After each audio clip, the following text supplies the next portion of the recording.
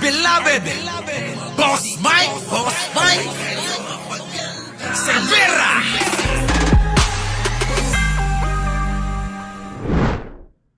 Higit 100 bilyong pisong halaga ng items sa 20 Kita nyo mga kababayan ko, 100 billion budget insertion.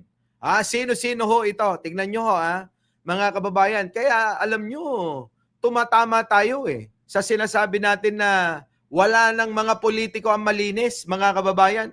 Pare-parehas silang magnanakaw Pare-parehas magnanakaw yan. Tingnan nyo. nagsingit daw ng higit 100 bilyong pisong halaga ng items sa 2025 national budget Grabe. ang halos lahat ng senador sa Nako! 19th Congress.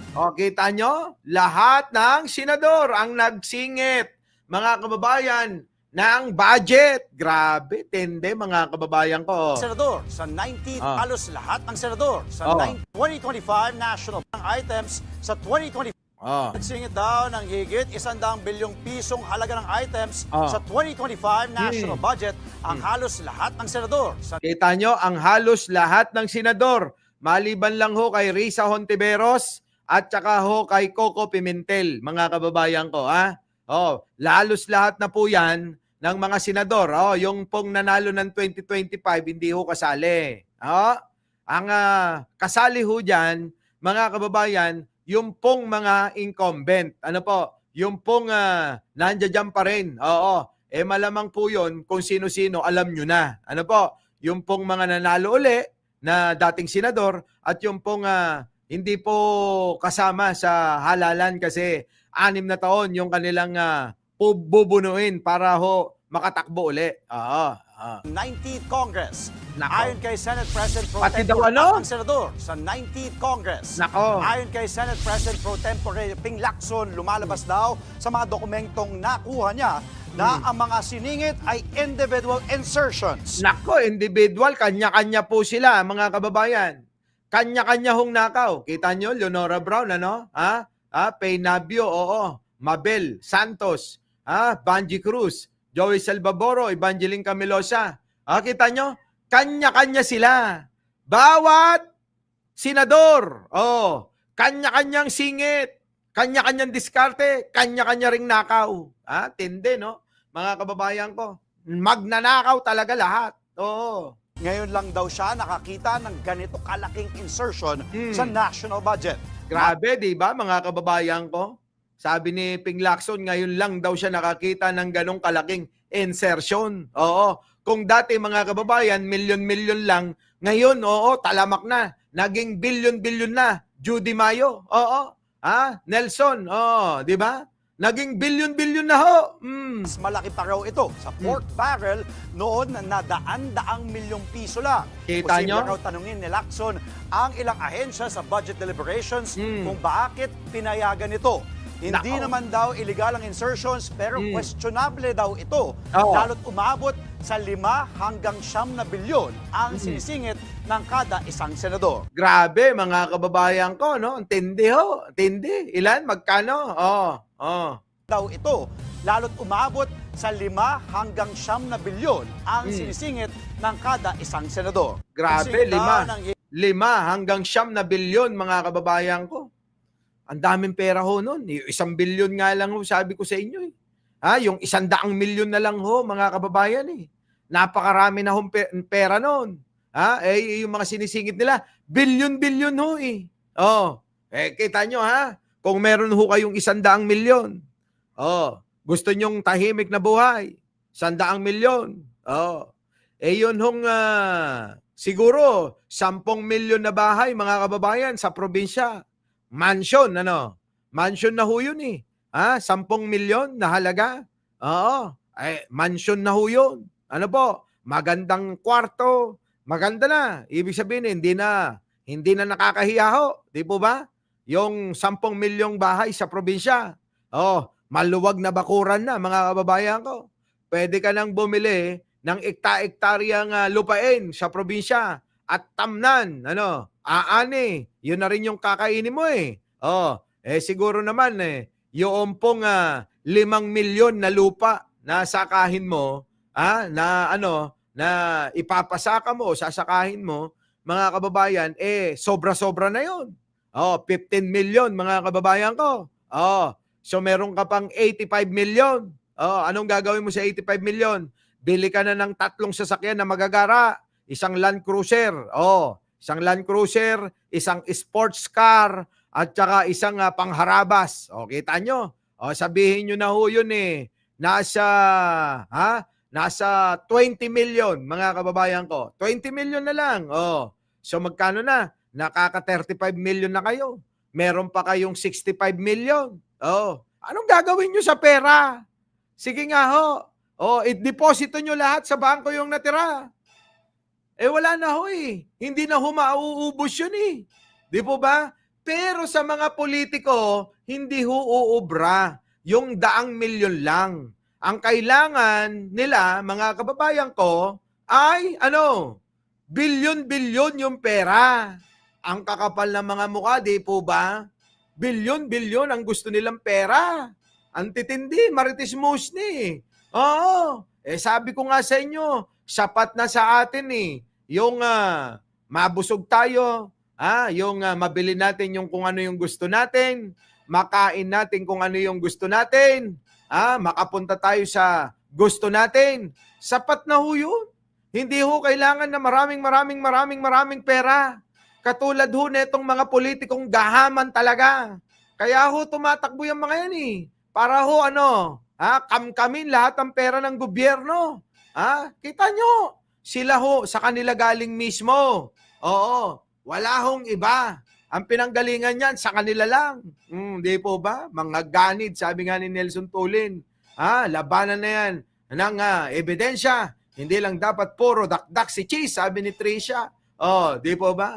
Dito kayo sa amin, tahimik, Manila Memorial Park. Tahimik talaga dyan. Binabalikat ng income tax payer. Yan, Grabe, no? Ines Vlog.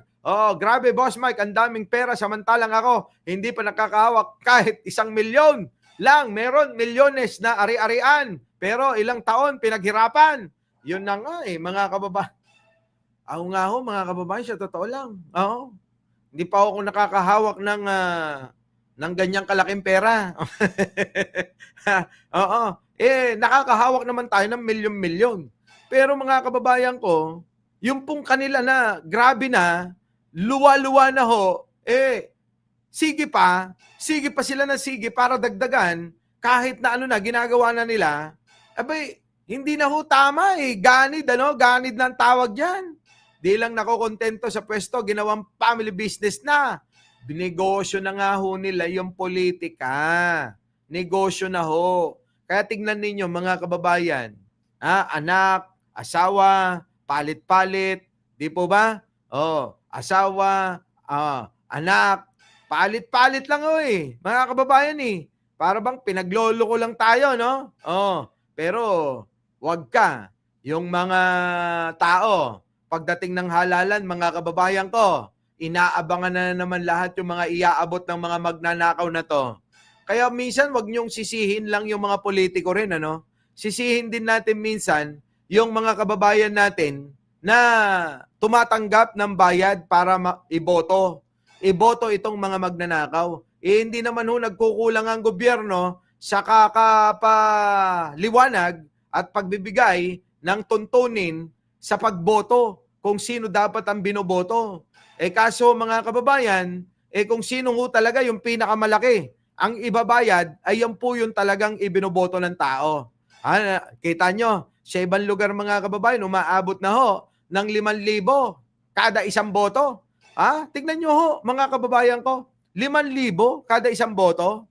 Tapos mga kababayan, paghahanapan nyo ng magandang serbisyo, yung tao na nagbayad sa inyo ng boto, na iboto nyo sila, ano pa ang aasahan ninyo mga kababayan na serbisyo manggagaling sa kanila? Di magnanakaw ng magnanakaw, di ba ba? Wala na. Wala hong Kaya nga mga kababayan, sa susunod na halalan, sige tanggapin nyo. Sa bagay, lagi naman natin sinasabi, pag kami nagbayad, tanggapin nyo. Yung hindi nagbayad, yun yung iboto nyo. Para wala kayong utang na loob na may isusumbat na bayad ka naman eh. Kita nyo, mga kababayan ko. Pero kung ang iboboto nyo, yung hindi nagbayad, pwede nyo ho talagang beng-bangin. Ano? Beng-bangin nyo ng beng-bangin araw-araw. Oo, kasi nga, hindi naman na nagbayad, kundi dapat singilin na magserbisyo, magtrabaho ka. Kaya lang ho nga, sabi ko sa inyo, napakahirap na ho humanap ng isang tao na talagang magsisilbi sa bayan. Oo, wala na mga kababayan ko. Para bang nilamon na tayo talaga ng isang sistema. Yung pong korupsyon sa ating bayan, cancer stage 5 mga kababayan. Ang hirap na ho na malutas. Maliban mga kababayan ko, kung meron po talaga na gagawin ang magiging presidente ng bansa tulad ni Pangulong Bongbong, na talagang gagamitan na ho ng kamay na bakal. Talagang ang gagawin mga kababayan ko kung pwede lang na patayin, bitayin itong mga magnanakaw. Bibitayin Tignan nyo ho magnanakaw ka, tapos ilalaban mo yung kaso mo sa Korte Suprema, sa Court of Appeals, o kung saan mang korte. Biruin ninyo mga kababayan ko. Yung mga yan, hindi ko naman ho nila lahat, pero alam nyo naman na yung mga yan nadadaan din sa salapi. Yung pong mga korte natin, mga kababayan ko, di po ba? Hindi po ba hindi ko nila lahat, mga kababayan ko. May mga pagkakataon na nababayaran lahat yung mga, yan di po ba? Ano ang inaasahan ninyo na hustisya sa ginawang pagnanakaw ng mga politikong ito? Tapos mga kababayan, darating na naman ng eleksyon, ipagyayabang pa. Hindi ako nahatulan sa mga ibinintang sa aking kasalanan. Mga kababayan. Tapos, kaya ho yun paninira lang ng ating kalaban sa politika. Kita nyo? Ay kayo naman, iboboto nyo pa rin. Iboboto nyo pa rin itong mga politiko na mga hayop na nagnanakaw sa kaban ng bayan. Ang kapal no? Eto na. Balikan natin si Chis Escudero. Pasok. Mabay, kumampi, at magpadala sa script at sarswela ni Martin Romualdez. Kung kayo ay kakampi ni Martin Romualdez, pues sumunod kayo sa gusto nila. Una, maniwala kayo sa mga sinasabi ng testigo niya na nagtuturo lamang sa mga senador. Nako. Pangalawa, ibuhos Chase, anong nagtuturo lang? Sino ba yan? Banggitin mo kasi. Hindi yung puro daldal lang, salita lang. Sino ba yun? Yung testigo niya. Banggitin mo pangalan kasi, di po ba? Kasi puro pasaring mga kababayan Puro pasaring lang ang ginagawa nito niyo ang galit niyo sa Senado at ng mga senador at palayo kay Martin at sa mga congressman. Pangatlo, pagdudahan at sirain niyo si Sergeant Gutesa na bukod tanging hindi nakinabang at walang bahid at hiningi anumang kapalit sa pagsabi ng katotohanan. Pangapat, huwag niyong payagang mabanggit man lang ang pangalan ni Martin Romualdez. Panglima, huwag niyong payagang ipatawag si Martin Romualdez sa anumang investigasyon. Pang-anim, huwag niyong payagang imbestigahan si Martin Romualdez at mga kasamahan niya saan mang lugar. Ako, Ginoong Pangulo, hindi ako kakampi ni Martin Romualdez. Ngayon na lang. Ngayon na lang, pero nung tinatamasan nyo pare-parehas yung ninanakaw ninyo, mga kababayan ko, ngayon na lang na nagkabukingan. Salamat kay Pangulong Bongbong. Salamat kay Pangulong Bongbong Marcos dahil po mga kababayan, nabuking ho itong mga ito. Nabuking itong mga ito, mga kababayan, sa kanilang mga pagnanakaw. Ano po? Grabe, no? Tuloy. Yun yun ang katotohanan dyan. Ito pa. Tayong sumunod sa script ni Martin Romualdez. Sabi mga kababayan, ang script at sarswela ni Martin Romualdez. Labanan po natin ang script na ito. Pasagutin at imbestigahan lahat ng niname drop at nabanggit congressman man, senador man, at iba pang opisyal.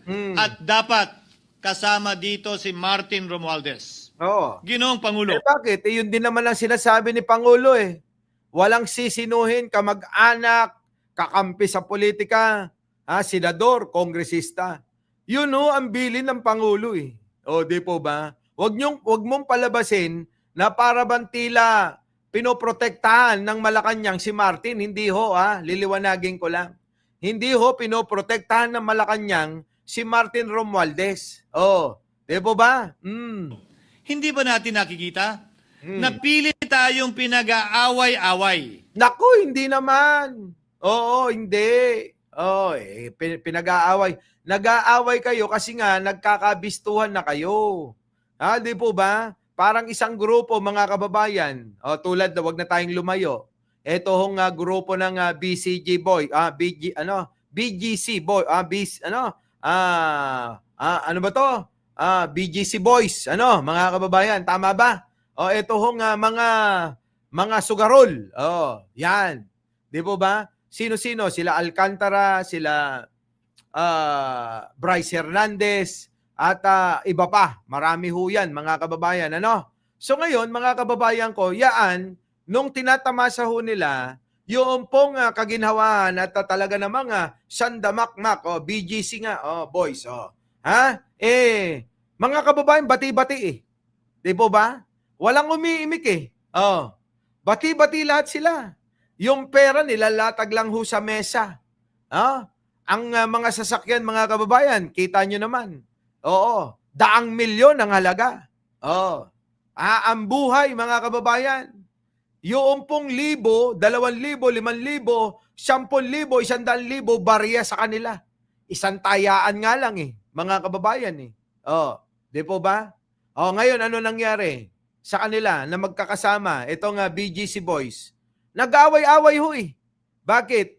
Ayan, na-discovery yung kanilang kalokohan.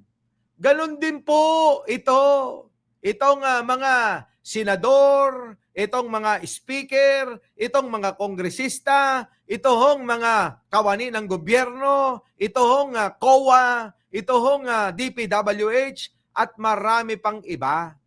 Ganyan din ho sila. Sindikado ho yan eh. Chris Ulo? Sindikato, Chris Ulo. Ikaw talaga.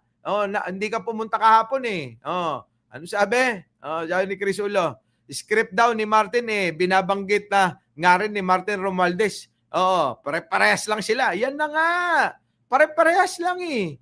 Kaya nga, sabi ko sa inyo, yung aming mga pananaw na magkakasama nitong nila Chris Ulo, nila Jake Magnus, nila Biyahe ni Koy at marami pang iba, mga kababayan ko, talagang iisa ang lakad ng mga yan. Lahat ho sila. Walang maiiwan. Lahat ho magnanakaw, mga kababayan. Ito na. Mayaman, mamamayan laban sa lingkod bayan. Lokal laban sa nasyonal na opisyal. Paano? Lahat nga kayo magnanakaw, sinasabi ko na eh. Paulit-ulit ho eh. Magnanakaw ho lahat ito. Congressman laban sa kapwa congressman. Nako. At ngayon, senador laban sa kapwa senador. Ganun talaga nabubuking kayo eh. Di ilaglag mo na lahat yung nalalaman mo. Kaso nga, para bang pinoprotektahan mo yung mga kasama mong mga DDS senator na iligtas yung mga sarili nila. Eto pala lahat naman pala gumagawa ng katarantaduhan, nag-i-insert ng mga budget nila, mga kababayan, para makakalimbat ng daang bilyon higit pa bilyon-bilyon, mga kababayan. Siguro itong mga senador, mga kababayan, hindi ho bababa sa 1 bilyon kada taon yung pong kanilang kinikickback. Mga kababayan ko, sa tingin nyo, hindi bumababa ng 1 bilyon kada taon yung kickback ng mga ito, mga kababayan. Daming pera nun bilyon kada taon. Paano pa nila mauubos yan? Samantalang hindi na ho nahiya. Ang dami ho nating kababayan, lagi ko itong sinasabi. Tumingin kayo sa tabi-tabi, sa kalsada, sa iskinita, sa mga kanto at sulok ng mga palengke. makikita nyo mga kababayan, yung ating mga kapwa Pilipino, hirap na hirap. Kulang na lang mga kababayan ko. Talaga naman, ang makikita mo, lahat namamalimos. Lahat tumihingi ng tulong. Pero etong mga politikong mga inang-inang ito, mga kababayan ko, puro nakaw lang ang ginagawa. Imbis na silbihan, magsilbi sa mga kababayan nating mga nahihirapan. Yan. Nakakaiyak at talagang nakakagalit. Pero wala tayong magagawa, mga kababayan. Pare-parehas ang magnanakaw na ito. Oo, pare-parehas to. Nag-aaway-away ang mga pare-parehas na magnanakaw. Wala po tayong iiwan. Lahat yan, mga kababayan, magnanakaw. Oh. Pamilya laban sa pamilya. Pilipino laban sa kapwa Pilipino. Oh. Ginoong Pangulo, tandaan po natin. Teka muna, yung pamilya sa pamilya, pati ba naman yun kasalanan din Speaker. In fairness naman kay Speaker, kung pati yung pag-aaway ng pamilya sa pamilya, idadamay mo ibibintang mo pa kay Speaker. Di ba? Mas madaling manipulahin at ang nag-aaway at nagkakawatak-watak na bansa. At ito ang eksaktong gusto nilang mangyari. Di ba? Yan din ang gustong mangyari ng China. Umaming ka na, Chis Escudero. Hindi ba? Yan din ang gusto ng China. Napakadali na naguluhin ng isang bansa na hindi nagkakasundo-sundo yung mga leader. Pero kayo, magkano? May narinig ho ako mga kababayan ko etong mga ito talagang tumatanggap sa China mga kababayan Ito, sa aking paniniwala, ay bahagi pa din ng script at sarswela na nais palaganapin ni Martin Romualdez. Ako, pinagbintangan mo na ng pinagbintangan. Oo. Kung ganon, ibig ba sabihin kayang-kaya kayong paikutin ni Martin Romualdez? Bakit ngayon ka lang nagsasalita? Bakit dati? Nung sinasabi ni Sara, dapat nagsalita ka na rin pero nanahimik ka lang Upang lituhin, guluhin, linlangin, at sirain ang ating lipunan at bansa para lamang huwag siyang mabisto. Nako. Sana ay huwag nating payagang mangyari ito. Wala na kayong magagawa dyan. Talagang ilalabas. Oo, ilalabas ng ICI. Hindi ba sila nagtataka mga kababayan ko na binabaliwala ni Pangulo yung investigasyon na ginagawa nila diyan po sa Kongreso at saka sa Senado? Mga bobo tong mga ito Hindi ba nila napapansin na bibaliwala kay Pangulo yon? Bagkos ang ginawa Syndicate, Caroba, Susan San Agustin. Ang ginawa ni Pangulo ay buo ng yan na nga, nabuo na nga yung ICI. Tapos ngayon, hindi nyo ba napapansin? News blackout, hindi pwedeng i-live yung pong investigasyon na ginagawa nila. Kaya mga kababayan, magugulat na lang itong mga ito sa ginawa na komisyon na nag-iimbestiga ngayon diyan po sa katarantaduhan ng mga politikong ito. Mga kababayan, ang ating mga kalaban ngayon ay etong mga leader ng bansa. Hindi po tayong mga Pilipino ang dapat nagtatalo-talo. Ito ang totoong kaaway ng sambayanang Pilipino. Yung pong mga politiko na walang ginawa kung hindi magnakaw, mangurakot, pahirapan ang mga kababayan natin na nangangailangan ng tulong, mga kababayan. Yan po yun anong ginagawa ng mga ito? Tingnan nyo. Pinapanood natin na nagkakagulo, nag-aaway-away sila. Mga kababayan ko, na naghihintay pa tayo kung sino mananalo, nagkakampi-kampihan ng bawat Pilipino kung sino yung kanilang mga manok dito sa rambulan ng mga politiko. Pero nakakalimutan nyo mga kababayan ko, walang dapat kampihan sa mga yan. Walang dapat kampihan. Bakit? Kasi pare-parehas silang mga magnanakaw. Ulit-ulit kong sinasabi.